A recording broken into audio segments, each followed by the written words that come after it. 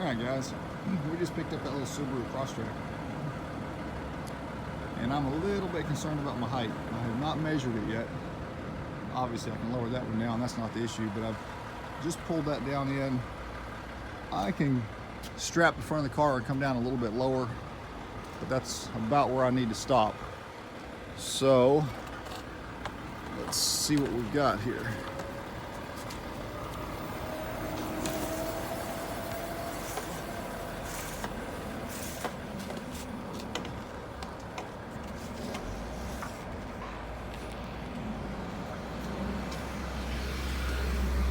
Check it out. I am 14.5 inches. So yeah, we can make this work. I'm rubbing just a little bit right there, just as I spin it, it touches just a little tiny bit. And it's very, very important that when you're holding a height stick, that the height stick is not straight up and down with the world, but it is straight up and down with the trailer. So finding a point on the trailer to use as a reference point like this, I can make sure I'm straight up and down this direction. I can also make sure I'm straight up and down this direction, because if you're as little as 3 inches off, it will give you a false reading up top. Anyway, we're in good shape on this one though. Well guys, there it is. 4 pickup trucks and 2 cars. No idea on the weight at this point, but I'll find that out here shortly. On this Subaru, as you can see, I've chained the suspension over there because I don't want it bouncing. So on that far corner, I chained the suspension, and on this side, I have strapped the suspension. And here's the reason that I did it. Look how close I am right here. Slide my hand in. There's about 1 inch right there. And that's what it took to have that vehicle at 14 feet without doing any strapping, chaining, or airing tires down. But I have no reason to be concerned about damage there because of the way I've secured the vehicle down. It's also a very tight load lengthwise, as you can see. I have 1 inch of clearance there between those bumpers.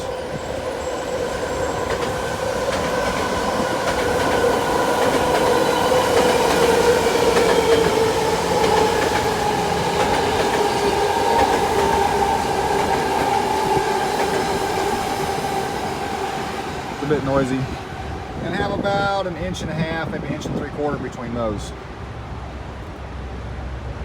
But because that vehicle can't move at all, and this one is strapped down quite securely, we should be in good shape. Well guys, as you can see, I am just a bit heavy there on my trailer axles, which means top deck load has to move forward to correct that. Only 1,140 pounds that I've got to worry about. But that 1,140 pounds is a ticket that I don't need. So, not a difficult fix. And as you can see, I have plenty of room to transfer the weight forward onto the drive axles, and I don't have a concern about the steer axles. Steer axles on a rig like this is almost never a problem, just simply because of the way the fifth wheel is positioned on the truck.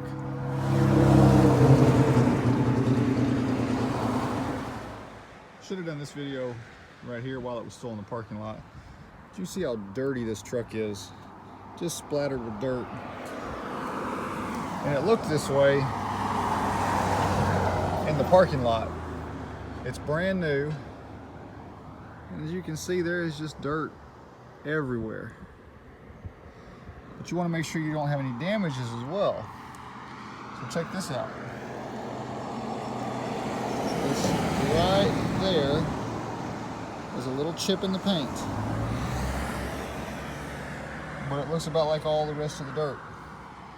Small damages can add up to big bucks. So you want to make sure that you do a very careful inspection and document that the vehicle was extremely dirty. You can see all the specks, looks like bug specks. But you want to document that the vehicle was dirty when you picked it up, and therefore that you were unable to do a detailed paint inspection. Look how dirty this vehicle is. Same thing with this one. Believe it or not, that is what the vehicle looked like in the parking lot at the dealership when we picked it up. It's not going to a customer, it's going to another dealership who will turn around and detail the truck before they sell it.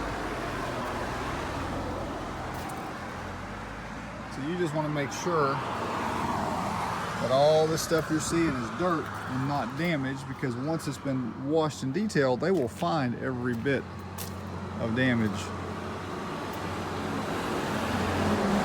And the question will be, when did the damage occur? This is the bill of lading that we filled out on these 4 trucks. As you can see, we've done all 4 of them on a single bill of lading.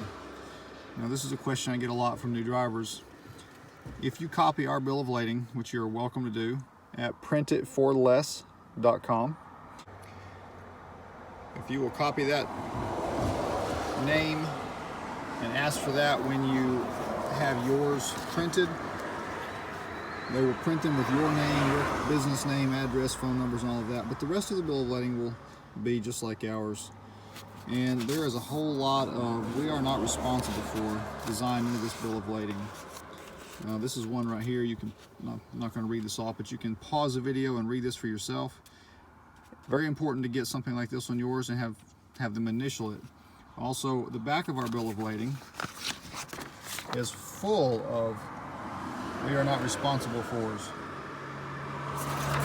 By having the customer at the pickup and delivery end initial here and here, along with their signature, it's acknowledging that they have read and accept what's on the back.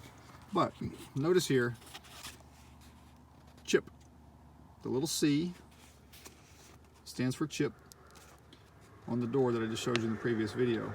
Now, you'll notice that there's only one pickup truck out of all the different vehicles on here, and that's okay.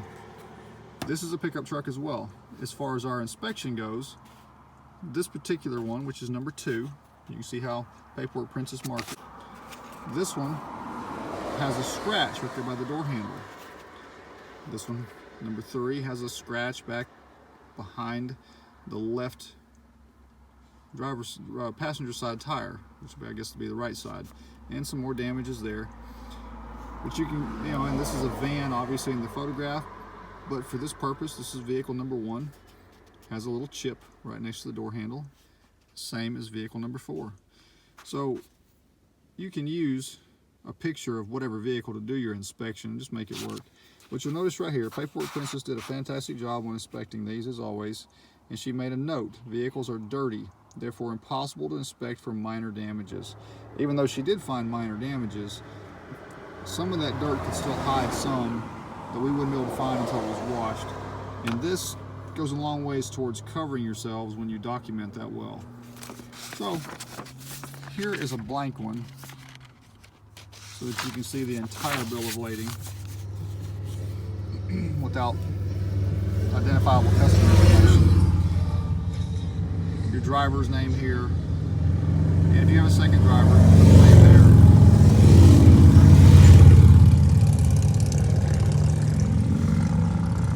Pickup address, delivery address, and we have over here how this particular vehicle pays, whether it's cash,